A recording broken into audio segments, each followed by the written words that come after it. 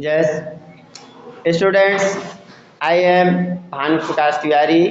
I am teaching you in SC Convent School, Amethi.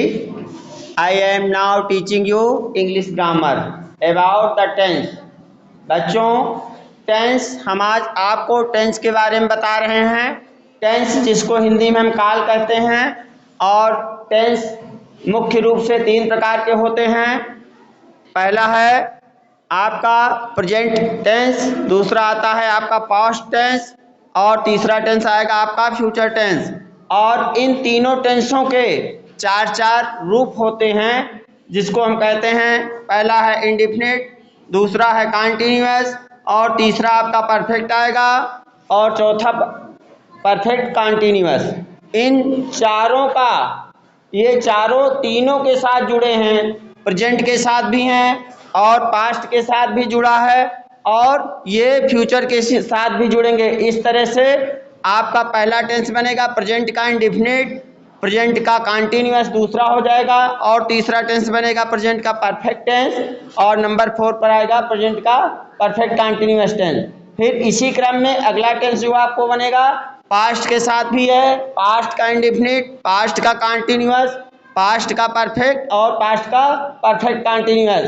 फिर अगले क्रम में आप चलेंगे तो फ्यूचर टेंस में आएंगे, तो वही सिलसिला इसमें भी है, फ्यूचर का इंडेफिनिट, फ्यूचर का कॉन्टिन्यूअस और फ्यूचर का परफेक्ट और फ्यूचर का परफेक्ट कॉन्टिन्यूअस। इस तरह से हम देखते हैं आपके कुल टोटल अगर जोड़िए तो 3 और 4 इसके भेद, तो 4 गुणे 3 बराबर आपके कुल 12 टेंस होते हैं, जिसमें आपका पहला टेंस बनता है प्रेजेंट का इंडेफिनिट टेंस।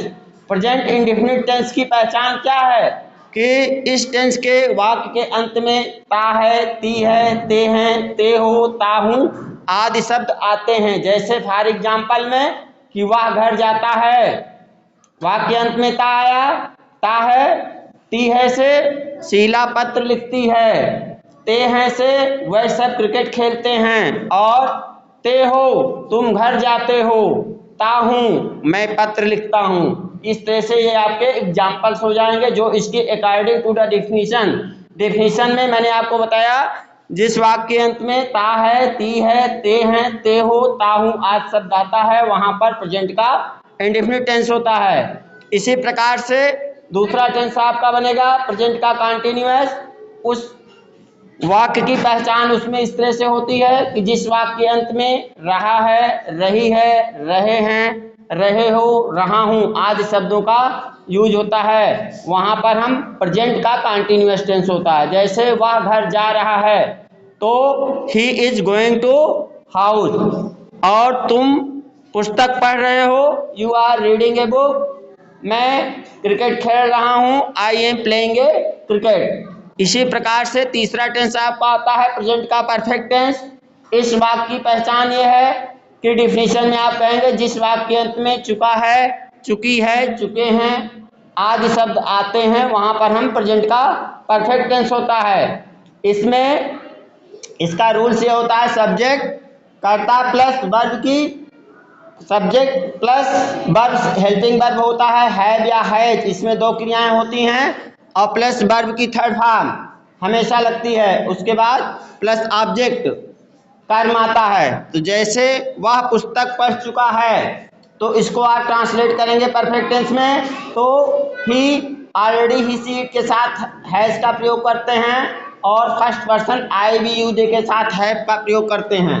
तो वह है थर्ड पर्सन के अंतर्गत आता है अकॉर्डिंग, तो ही के साथ हैज लग जाएगा, ही हैज, और पढ़ चुका है तो रीड का third form already read, red, red, he has red a book आपका ऑब्जेक्ट हो जाएगा।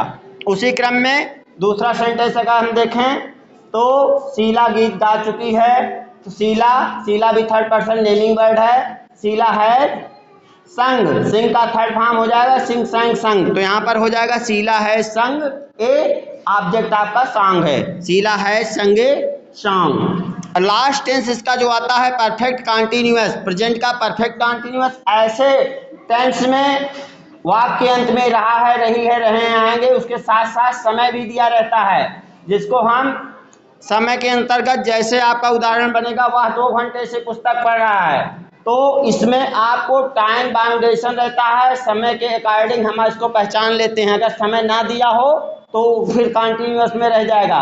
अब वह 2 घंटे से पुस्तक पढ़ रहा है, तो इसमें हैव बीन का प्रयोग होता है, और इसमें 2 मुख्य चीजें हैं, एक निश्चित होता है और एक अनिश्चित, जिसको हम कहते हैं डेफिनिट और इनडेफिनिट। तो निश्चित शब्द के लिए जहाँ निश्चित टाइम होगा, जैसे 2 घंटे और 2 दिन, 2 महीने, 2 साल, ये आपका इनडेफिनिट टाइम है, अनिश्चित है, इसके लिए हम फार का प्रयोग करते हैं। और जो डेफिनिट होगा, जैसे सुबह से, सोमवार से या जनवरी से, ये आपका डेफिनिट टाइम है, इसके लिए हम सेंस का प्रयोग करते हैं। तो जैसे वो 2 घंटे से पढ़ रहा है, he has been reading for 2 hours. अगर मैं ये कहूँ कि वह 2 बजे से पढ़ रहा है, उस जगह पर आपका डेफिनिट टाइम हो जाएगा, उसके लिए हम सिंस का प्रयोग करेंगे। तो he has been reading a book since 2 o'clock, वो 2 बजे से पुस्तक को पढ़ रहा है। इस तरह से बेटा ये आपका पहला टेंस का हमने बताया आपको चारों भेद, इंडेफिनिट, कंटीन्यूअस और परफेक्ट, परफेक्ट कंटीन्यूअस, वो भी प्रेजेंट टेंस का। ठीक इसी क्रम में आपका दूसरा टेंस शुरू होता है पास्ट टेंस, जिसको हम कहते हैं भूतकाल, जो बीत चुका है। इसको पास्ट के इंडेफिनिट टेंस में इसकी पहचान ये होती है, वाक्य अंत में या, ये, ई, था, थे, थी आदि शब्द आते हैं। इसका रूल होता है, जैसे वो घर गया, तो ये गया पास्ट टेंस है, घर जा चुका है, अर्थात वो घर गया, भूतकाल में आ गया। तो इसका रूल्स ये होता है प्रेजेंट इंडेफिनिट टेंस में, सब्जेक्ट प्लस वर्ब की second form plus object plus other. तो मैंने कहा कि वह घर गया, ही वेंट, गो का सेकंड फॉर्म वेंट हो जाएगा, टू द हाउस, तो वो घर गया, ये आपका हो जाएगा। अगर हम इसको कहें वह घर जा रहा था कंटिन्यूअस में, तो इसमें इज एम आर की जगह पर हम वाज वेयर का प्रयोग करेंगे। तो पहला वाक्य आपका बनेगा वो घर जा रहा था, तो he was going to house. इसी क्रम में आपको परफेक्ट में चेंज करना होगा, तो उसकी पहचान है चुका था, चुकी थी, चुके थे, पास्ट परफेक्ट में आता है। तो वह घर जा चुका था, तो इसमें हैड का प्रयोग होता है, वो भी चाहे वो फर्स्ट पर्सन हो या सेकंड पर्सन हो या third person, all the persons have used the helping verb had. तो ही हैड, और उसके बाद वर्ब की थर्ड फॉर्म, गो का थर्ड फॉर्म हो जाता है गो, गान, go went gone, he had gone to house. इस तरह से बनेगा। और इसी क्रम में आपका परफेक्ट कंटिन्यूअस आएगा, जिसकी पहचान सेम वही होगी, इसमें रहा था, रही थी, रहे थे, और इसके साथ साथ समय दिया रहता है। जैसे वह 2 घंटे से क्रिकेट खेल रहा था, तो इसमें have been, has been, present perfect continuous की जगह पर इसमें हैड बीन का प्रयोग करेंगे, तो इसमें हो जाएगा ही हैड बीन प्लेइंग 2 घंटे से for 2 hours, he had been playing for 2 hours. इस तरह से ये आपका पास्ट का क्रम हुआ। अब अगला टेंस आएगा आपका फ्यूचर टेंस। फ्यूचर इंडेफिनिट में इसकी पहचान है गागेगी, वाक्य अंत में आएगा गागेगी। जैसे वह घर जाएगा, तो गागेगी में इसमें सहायक क्रिया हेल्पिंग वर्ब जो होती है वो शैल और विल से शुरू होता है। शैल विल, शैल का प्रयोग केवल आई के साथ होता है, आई बी के साथ फर्स्ट पर्सन में, और विल का प्रयोग यू बी दे और ही शीट के साथ विल का प्रयोग करते हैं। तो मैं खाना खाऊंगा, पहला वाक्य बनेगा तो आई शैल ईट द फूड। और अगर हम ये कहेंगे कि वह विद्यालय जाएगा, तो इसका बन जाएगा he will go to school, right. इस तरह से आपको टेंस में आपको पढ़ना है बच्चों।